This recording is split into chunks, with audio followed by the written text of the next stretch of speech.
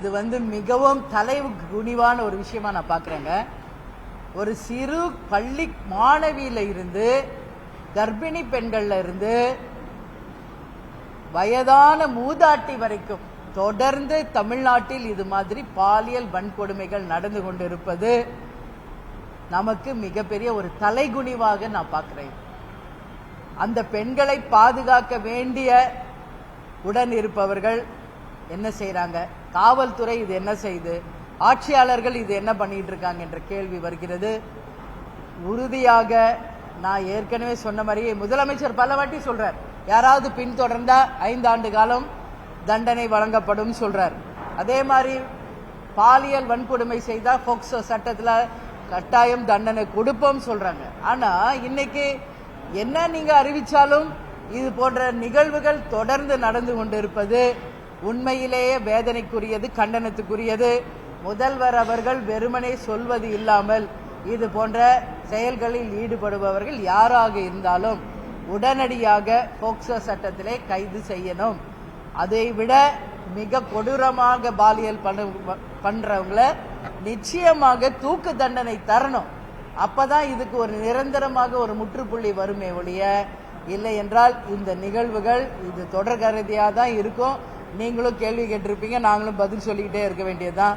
இதுக்கு மொத்த காரணம் ரூட் காஸ் எங்க இருக்குன்னு பார்த்தா கஞ்சா, மது, இதுதான். போதை கலாச்சாரமாக இன்னைக்கு தமிழ்நாடு மாறினதுனால தான் இன்னைக்கு இது மாதிரி பாலியல் வன்கொடுமைகள் அதிகமாக நடந்துகிட்டு இருக்கு. மாணவிகள் முதல் கொண்டு யாருக்கும் பாதுகாப்பு இல்லை. பாதுகாப்பு தர வேண்டிய ஆசிரியர்களே அவர்களை பாலியல் வன்கொடுமை செய்வது நிச்சயமாக கண்டனத்துக்குரியது.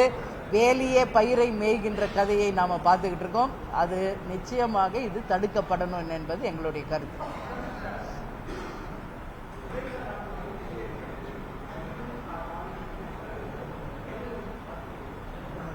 சத்தமா கேளுங்க.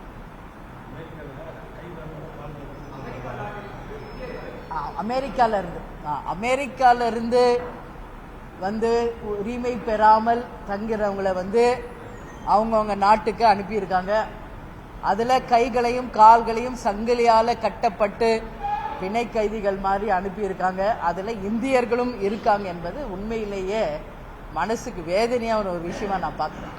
இன்னைக்கு அமெரிக்கா ஒரு வல்லரசு நாடா இருக்குன்னா அதுக்கு மிகப்பெரிய பங்கு இந்தியர்களால அப்படிங்கறத நான் கேப்டன் கூட அவருக்கு ட்ரீட்மெண்ட்டுக்காக போய் 1 வருஷம் அமெரிக்கால இருந்தப்ப நான் கண்கூடா பார்த்தேன். இன்னைக்கு ஹை போஸ்ட்ல இருக்கிறவங்க எல்லாமே நம்ம இந்தியர்கள். அப்படி இருக்கும் பொழுது அவர்கள் ஓகே, இன்னைக்கு பாஸ்போர்ட் எக்ஸ்பைரி ஆயிடுச்சு, உங்க நாட்டில் இருக்காங்கன்னா அவங்கள பிடிச்சு கௌரவம் அனுப்பி வைங்க. அது என்ன கையிலையும் காலையும் சங்கிலியை கட்டி அனுப்புறது? அதனால இது வன்மையாக கண்டிக்கக்கூடிய ஒரு விஷயம். உறுதியாக தேமுதிக சார்பாக நம்மளுடைய பாரத பிரதமர் அவர்களுக்கும் வெளியுறவுத்துறை அமைச்சர் ஜெய்சங்கர் அவர்களுக்கும் நிச்சயமாக நாங்கள் கடிதமை தேமுதிக சார்பாக எங்கள் கண்டனத்தை நாங்கள் தெரிவிப்போம் என்பதை தெரிவித்துக் கொள்வோம்.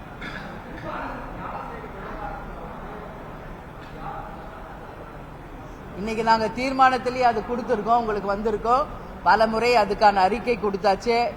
நாங்கள் ஞானசேகரன் அவர்கள் அண்ணா யூனிவர்சிட்டியில ஒரு மாணவி பாலியல் பலாத்காரத்தில் இன்னைக்கு போக்சோ சட்டத்தில் அவர் குண்டர் சட்டத்தில் கைது செய்யப்பட்டிருக்கார். ஆனாலும் இன்னைக்கு வரைக்கும் அவருக்கு துணையாக இருந்த சார் அப்படின்றவர் யார் என்பது யாருக்குமே இன்னும் தெரியல. அதனால அந்த சார் யார் அப்படின்றத மக்களுக்கு தெளிவுபடுத்த வேண்டியது இது அரசினுடைய வேலை. அது எவ்வளவு பெரிய அரசியல் பின்புலம் இருப்பவராக இருந்தாலும், உங்களுக்கு வேண்டியவராகவே இருந்தாலும், இந்த அரசின் கடமை அந்த சார் யார் என்பதை மக்களுக்கு தெரியப்படுத்தணும் என்பதை இந்த பிரஸ் மீட் மூலம் மீண்டும் நாங்கள் அதை வலியுறுத்துவோம்.